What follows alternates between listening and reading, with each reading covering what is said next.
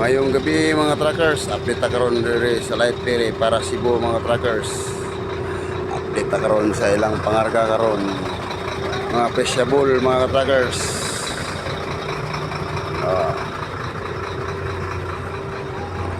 Tawag pa kayong barko mga truckers sa Light Ferry para Cebu mga truckers. Ang daghan nilang pangarga karon mga truckers, rolling cargos. Rolling cargos mga truckers ha, rolling cargos. Nanulod sila mga rolling cargos mga truckers. Luwag pa kayo lang barko mga truckers. Ara, kita karon sa ilang mga rolling cargos mga truckers. Ara, rolling mga cargo. Muna panulod karon sa Light Ferry para Cebu.